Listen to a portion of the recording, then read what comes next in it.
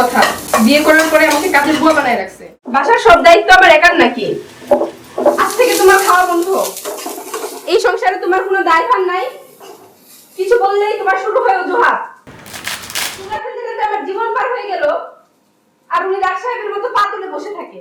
পাশের পাশে তুমি যে আমার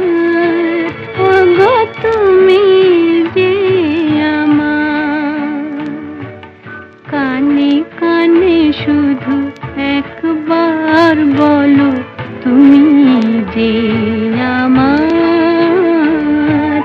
তুমি যে আমার, ওগো তুমি যে আমার।